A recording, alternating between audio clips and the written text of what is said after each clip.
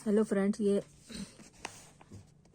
ये 6 फरवरी 2026 का द करंट अफेयर्स का शॉर्ट नोट्स है। तो सबसे पहला न्यूज है DAC DAC defence acquisition council. ये बहुत इंपॉर्टेंट है क्योंकि क्या हुआ था कि 1999 में क्या हुआ था, जब हम लोगों का कारगिल का युद्ध हुआ था, तो उस समय जो हम लोगों का जो जितना भी हम लोग का मतलब लड़ाई उड़ाई करने के लिए जितना हथियार उथियार का जरूरत होता है, तो उसका बहुत परेशानी हो गया था कि कहाँ से व्यवस्था हो, कितना होना चाहिए, कितना नहीं होना चाहिए, कौन सा हथियार होना चाहिए। तो यही सब लेकर मतलब कि ये जो है ये डीएसी को बनाया गया था। ठीक है, मतलब डिफेंस एक्विजिशन काउंसिल, मतलब कि कौन रक्षा का जो अधिग्रहण है उसका काउंसिल परिषद बनाया गया था कि कितना होना चाहिए, क्या होना चाहिए, इसी से रिलेटेड है। तो अभी फ्रांस का जो है प्रेसिडेंट है मैक्रोन, वो भारत का यात्रा पर आने वाले हैं, और हम लोगों का क्या है कि फ्रांस से हम लोगों ने बहुत सारा राफेल उफेल खरीदा है।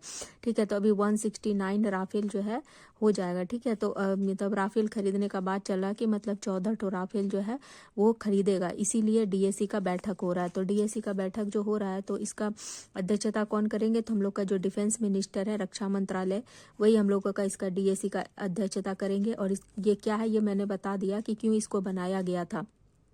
ठीक है, 2001 में इसका गठन किया गया कारगिल युद्ध के बाद, पाकिस्तान और इंडिया का जो कारगिल युद्ध हुआ था उसके बाद। और सेना के पास रक्षा का हथियार का मामला जितना भी है, मतलब कितना होना चाहिए, कितना नहीं होना चाहिए, कौन कौन सा होना चाहिए, कितना जरूरत है, ये सब ये देखता है। लेकिन ये डिसीजन फाइनल नहीं लेता है। ठीक है, मतलब कि कितना होना चाहिए, क्या होना चाहिए, ये देखता तो है, लेकिन इसका डिसीजन जो है वो फाइनल डिसीजन नहीं होता है। फाइनल डिसीजन किसी और का होता है। ठीक है, तो डिफेंस एक्विजिशन का जो फाइनल डिसीजन है, अंतिम निर्णय जो है, वो सीसीएस लेता है। यही आपसे क्वेश्चन पीटी में पूछा जाएगा कि डिफेंस एक्विजिशन का जो फाइनल अधिग्रहण का, एक्विजिशन मतलब अधिग्रहण का फाइनल डिसीजन कौन लेता है, तो सीसीएस लेता है। मतलब कि कैबिनेट कमेटी ऑन सिक्योरिटी, यही जो है वो फाइनल डिसीजन लेता है। तो और इसका मेंबर जो है, मतलब डीएसी का मेंबर कौन कौन से होते हैं, डिफेंस मिनिस्टर इसके मेंबर्स होते हैं, चीफ डिफेंस स्टाफ होते हैं, मतलब जो चीफ डिफेंस का अध्यक्षता, मतलब थल सेना, वायुसेना और नौसेना के जो अध्यक्ष होते हैं, तीनों सेनाओं के जो अध्यक्ष होते हैं, उसको हम लोग सीडीएस बोला जाता है, चीफ डिफेंस स्टाफ बोला जाता है। तो यही इनका जो है वो ये भी इनका शामिल होते हैं मेंबर में। किसके मेंबर में, डीएसी के मेंबर में। उसके बाद है रक्षा सचिव होते हैं, उसके बाद डिफेंस वित्त सचिव होते हैं, उसके बाद डीआरडीओ के सचिव होते हैं। तो ये लोग शामिल होते हैं। तो आपसे पीटी में ये क्वेश्चन बन सकता है कि डीएसी क्या है या किससे रिलेटेड है, तो भारत का रक्षा का हथियार से रिलेटेड है। उसके बाद अध्यक्षता कौन करता है, तो रक्षा मंत्रालय करता है। उसके बाद कितने मेंबर्स होते हैं और अंतिम निर्णय कौन लेता है। ठीक है, तो इस तरह से तीनों क्वेश्चन आपसे फ्रेम किया जा सकता है। उसके बाद नेक्स्ट है माइनर फॉरेस्ट प्रोड्यूस, मतलब एम इसको शॉर्ट में एमएफपी बोला जाता है। ठीक है, तो ये क्या होता है कि जो ट्राइबल्स लोग होते हैं, ठीक है, तो ट्राइबल्स लोग जो जंगल उंगल में रहते हैं, तो वे लोग क्या करते हैं कि उन लोगों का बांस, गोंद, रेजिन, यही सब से उन लोग का व्यापार उपार करके अपना जो आजीविका चलाते हैं। ठीक है, व्यापार करके अपना आजीविका चलाते हैं। तो ये इनका व्यापार अच्छे से चले, मतलब इनका जो सामान है जंगल से लेके इनका सामान जो है आम लोगों तक पहुंच सके, तो इसके लिए कुछ सप्लाई चेन होना चाहिए, कोई मार्केटिंग होना चाहिए, इन लोग को अच्छा से पैसा भी मिलना चाहिए ताकि इन लोग को कोई नुकसान नहीं हो, क्योंकि इन लोग का आजीविका इसी पे डिपेंड होता है।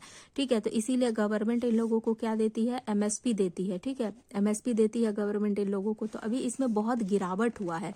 2000 मतलब डाटा निकाला गया तो देखा गया कि 23-24 से लेकर 24-25 में इसके एमएफपी में, मतलब माइनर फॉरेस्ट प्रोड्यूस में बहुत गिरावट आया है, और 19 राज्यों में ये गिरावट आया है, देखा गया है। तो ऐसा क्यों हुआ है, ऐसा इसलिए हुआ है क्योंकि मतलब जो है इन लोगों का जो मतलब ट्राइबल लोगों से ये सब सामान खरीदने का जो काम होता है, ठीक है, ये कौन करता है, स्टेट गवर्नमेंट एक्वायर करता है। ठीक है, स्टेट गवर्नमेंट का एजेंसी करता है। तो ये अभी थोड़ा कमजोर हुआ है, लूज हुआ है, इसी की वजह से ये सब हुआ है। तो यही है कि जनजाति और इसका नोडल एजेंसी को आपसे क्वेश्चन पीटी में यही पूछा जाएगा कि जनजाति इसका नोडल एजेंसी कौन है, मतलब एमएफपी प्रोड्यूस, मतलब माइनर फॉरेस्ट प्रोड्यूस का जो है नोडल एजेंसी कौन है, तो जनजातीय कार्य मंत्रालय इसका नोडल एजेंसी है। लेकिन इसको एक्वायर करने का नोडल एजेंसी ये है, लेकिन इसको एक्वायर करने का काम जो है वो स्टेट गवर्नमेंट का एजेंसी करता है। तो यही है। तो देखिए कि इसमें क्या क्या शामिल होता है। ट्राइबल का समुदाय में बांस, गोंद, रेजिन, पत्ते, तेंदू पत्ता, मतलब वो लोग क्या होते हैं, पत्ता होता है जो था साल का पत्ता होता है जिसमें हम लोग खाना खाते हैं, भोज उज में जाते हैं, तो उस तरह का पत्ता होता है कुछ, यही सब होता है। पत्ता का लोग सामान सामान बनाते हैं और इससे अपना आजीविका चलाते हैं, लेकिन इसमें कोई लकड़ी उकड़ी शामिल नहीं होता है। ठीक है, देखिए नॉन टिम्बर लकड़ी शामिल नहीं होता है। प्रोडक्ट को क्या मार्केटिंग अच्छा से हो, सप्लाई चेन बना रहे, उसका मूल्यवर्धन हो, अच्छा दाम उनको मिले, तो इसलिए एमएसपी पे क्या गवर्नमेंट एमएसपी देती है गवर्नमेंट को, ताकि और ये जो सामान जो है ये सामान्य लोगों तक पहुंचाना। ठीक है, नेक्स्ट न्यूज़ है sodium ion technology rechargeable battery. Sodium ion जो क्या होता है कि हम लोगों का जो है बैटरी, जैसे इलेक्ट्रिक व्हीकल्स जो है वो चलता है हम लोग का लिथियम आयन बैटरी से भी चलता है, लेकिन अभी लिथियम आयन का मात्रा हम लोग का देश में बहुत कम है, और इसका मतलब इसका जो है इतना मतलब कि ये जो है एटम ये हल्का भी होता है और इसका मात्रा भी बहुत कम है। ठीक है, और इसका ऊर्जा का घनत्व भी बहुत ज़्यादा होता है। तो लिथियम आयन का रिप्लेस करके इसकी लिथियम आयन की जगह और हम लोग क्या बना सकते हैं, मतलब वो सस्ता जो कि हम लोग को अवेलेबल हो हर समय। ठीक है, तो सोडियम आयन बैटरी जो है ये हम लोगों का प्रचुरता है अभी देश में, तो इसीलिए गवर्नमेंट इसके ऊपर जोर दे रही है कि लिथियम की जगह क्या रिप्लेस करके हम लोग सोडियम ला सकते हैं। तो ये साइंस और टेक GS3 का है। तो आपसे क्वेश्चन में यही पूछा जा सकता है कि मतलब दोनों का कंपैरिजन में कि लिथियम आयन बैटरी के तुलना में सोडियम आयन बैटरी ज़्यादा मात्रा में मतलब प्रचुरता है या नहीं है। यहाँ पर बोल देंगे कि प्रचुरता नहीं है, ऐसे करके दे देंगे। 0 वोल्ट पर भंडारण और परिवहन इसका बहुत ही सुरक्षित होता है या नहीं होता है, तो इसीलिए मैं उसी फॉर्मेशन में मैंने इसको बना दिया कंपेरिजन में। तो देखिए लिथियम आयन बैटरी का प्रचुरता कम है, ऊर्जा का घनत्व तो इसका बहुत ज़्यादा होता है और लंबी यात्रा कर सकता है। मतलब अगर एक बार आप इलेक्ट्रिक व्हीकल्स को चार्ज कर दिए लिथियम आयन बैटरी का तो वो बहुत दूर तक जाएगा, लेकिन इसका लिमिटेशन है थोड़ा सा। एक लिमिटेशन यही है सोडियम आयन बैटरी का कि ये अगर चार्ज करने के बाद लंबी यात्रा नहीं कर सकता। दूसरा है कि इसमें मॉइस्चर भी जल्दी होता है सोडियम में Na मतलब सोडियम है। ठीक है, तो मॉइस्चर होता है जिसकी वजह से दुर्घटना होने का भी बहुत जल्दी डर होता है और सोडियम गर्म भी जल्दी हो जाता है।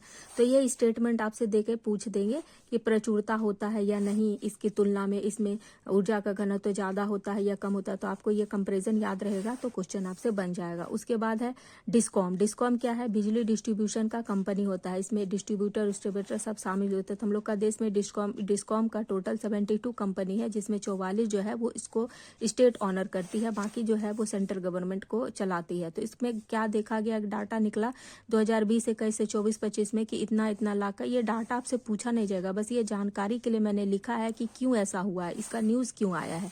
ठीक है, तो इतना लाख करोड़ का घाटा हुआ। उसके बाद 25 में 6.4 लाख करोड़ का घाटा हुआ। टोटल घाटा जो है डिस्कॉम कंपनी को 6.471 लाख करोड़ का हुआ और इसका कर्जा 7 लाख करोड़ का हो गया है। ठीक है, तो ये 7 लाख करोड़ का कर्जा मतलब वो जितना पैसा अपने उत्पादन में लगाती है उससे ज़्यादा उसका घाटा हो जा रहा है। तो ऐसा क्यों है, बिजली तो बहुत इंपॉर्टेंट हम लोग का देश में, तो ऐसा क्यों हो रहा है कि एग्रीगेटेड टेक्नोलॉजी का कमी, 2 ठो लैकेज है हम लोग जिसकी वजह से ये हो रहा है, एक कमर्शियल और एक मतलब टेक्नोलॉजी का कमी। तो टेक्नोलॉजी में क्या है कि जैसे इंफ्रास्ट्रक्चर होता है, जैसे हम लोग का जहाँ पे बिजली यहाँ पर बना और यहाँ से लेके कंज्यूमर तक पहुँचने में बीच में क्या होता है, बहुत सारा बिजली जैसे तार वार में कहीं पे कुछ फॉल्ट हो गया, लीकेज हो गया तो बिजली यहाँ पे लॉस हो जाता है, तार कट गया, कुछ हो गया तो यहाँ से यहाँ तक पहुँचने में क्या हो जाता है, बिजली का बहुत लॉस हो जाता है। ट्रांसफार्मर जो होता है उसमें ट्रांसफार्मर में फॉल्ट होता है कोई तरह का, तो इलेक्ट्रिक का लॉस हो जाता है, कंज्यूमर तक मतलब कम मात्रा में बिजली पहुंचता है, बीच में ही लॉस हो जाता है। तो ये इंफ्रास्ट्रक्चर का कमी का वजह से हो रहा है, मतलब बैड इंफ्रास्ट्रक्चर की कमी की वजह से, तो इसको टेक्नोलॉजी का कमी से बोलते हैं। दूसरा हम लोग बोलते हैं कमर्शियल एग्रीगेटेड कमर्शियल। इसका ये क्यों होता है, ह्यूमन एक्टिविटी, वैसे कि यहाँ से यहाँ तक अगर पहुँचना है, यहाँ पे बना बिजली और यहाँ से यहाँ तक पहुँचना है तो बीच में ही तार काट के निकाल के, मान लीजिए कि 10 वोल्ट का पहुँचना है, ये मतलब जितना भी मात्रा पहुँचना है तो बीच में से तार निकाल के इधर इधर चोरी कर लेते हैं या फिर मीटर में छेड़छाड़ कर देते हैं यहाँ पे लोग। तो इसकी वजह से क्या होता है, ह्यूमन एक्टिविटी की वजह से भी बिजली जो है वो मतलब चोरी हो जाता है, तो उसका पैसा तो उसको मिल नहीं पाता है, तो इसका लॉस हो जाता है। तो एवरेज कॉस्ट सप्लाई जितना वो खर्च करती है बनाने में उससे ज़्यादा उसका प्राप्ति रेवेन्यू जो है वो बहुत ज़्यादा कम है। और कितना लॉस हो रहा है तो मैंने दिखा दिया, कितना का कर्जा हो गया है, इसीलिए न्यूज़ में आया है। ठीक है, तो आपसे यही पूछा जाएगा कि डिस्कॉम किससे रिलेटेड है, तो बिजली डिस्ट्रीब्यूशन से रिलेटेड है, कितना है यही सब पूछा जाएगा, इतना ज़्यादा कुछ नहीं पूछा जाएगा। ये पूछा जा सकता है कि एग्रीगेटेड टेक्नोलॉजी क्या होता है, ठीक है, या एग्रीगेटेड कमर्शियल क्या होता है, तो ये पूछने का चांस है लेकिन बहुत कम। बस यही पूछा जाएगा कि डिस्कॉम किससे रिलेटेड है और कितना उसका घाटा हुआ है। नेक्स्ट न्यूज़ है विजिंगम पोर्ट कहाँ पे है, केरला में है। मतलब कि ये डेवलप कौन किया, अडानी किया है। ठीक है, और ये 13वें स्थान पर है वैश्विक कंटेनर वैश्विक कंटेनर हैंडलिंग के मामले में ये 13वें स्थान पे, 83। अभी अभी ये बना ही है, नया ही है, ज़्यादा पुराना नहीं है, लेकिन अभी हैंडलिंग में 13वें स्थान पे विश्व में पहुंच गया है। तो इसीलिए मतलब ट्रांसशिपमेंट हब बनने का मतलब चांसेस है, इसीलिए न्यूज़ में है। तो ये पूछा जा सकता है कि विजिंगम जो एयरपोर्ट है, पोर्ट है, वो कहाँ पे है। ठीक है, तो केरला में है। मैं यहाँ पे लिखना भूल गई हूँ, आप लिख लीजिएगा केरला। ठीक है, तो ये है। और शिपिंग जो है इससे क्या होगा, डेवलप हो जाएगा। उसके बाद है नेक्स्ट, ये थोड़ा इंपॉर्टेंट न्यूज़ है, गल्फ कंट्री से रिलेटेड है, ये वेरी वेरी इंपॉर्टेंट है। ठीक है, तो ये गल्फ कंट्री है। गल्फ क्या है मतलब, देखिए इससे क्वेश्चन भी PYQ में पूछा गया था 2016 में, तो मैंने यहाँ पे दिया है। तो इंडिया के साथ FTA होने वाला है, ठीक है, गल्फ कंट्री का। तो इसका जो है वो, इसको जब FTA होगा तो इसको टर्म ऑफ रेफरेंस बोला जा रहा है। ऐसा क्यों बोला जा रहा है, क्योंकि देखिए यहाँ पर हम लोगों का है, यहाँ पे है गल्फ कंट्री। ठीक है, तो गल्फ कंट्री में कौन कौन सा 6 देश शामिल है, और यहाँ पर तेल का बहुत ज़्यादा भंडार है। तो तेल का भंडार अगर इसके साथ FTA होता है तो हम लोग का बहुत सारा जो लोग होते हैं यहाँ पे काम करने जाते हैं। मतलब मैंने एक आंसर राइटिंग करवाया था, उसमें था कि गल्फ कंट्री में मतलब 35 लाख लोग, मतलब इससे भी ज़्यादा एक कंट्री में, UAE में, सऊदी अरेबिया में 35 लाख इंडिया के लोग वहाँ पे काम करते हैं। तो उससे रेमिटेंस भी होता है। इसके अलावा हम लोग का यहाँ पर तेल का भंडार है। तो अगर ये गल्फ कंट्री के साथ FTA हो जाता है तो हम लोग का देश को बहुत ज़्यादा लाभ होने वाला है, गुड के मामले में, सर्विसेज के मामले में, पेमेंट से रिलेटेड है। तो आप लिख सकते हैं मतलब EU और यूरोपियन यूनियन और US से भी ज़्यादा गल्फ कंट्री से हम लोगों को बेनिफिट होने वाला अगर FTA हो गया तो। वेस्ट एशिया में है ये। ठीक है, तो आप शॉर्ट में ऐसे लिख के याद रख सकते हैं, BKOQ, और उसके बाद फिर BKOQ और सऊदी अरेबिया, UAE, इस तरह से याद रखिएगा तो याद रहेगा कि 6 नेशन है।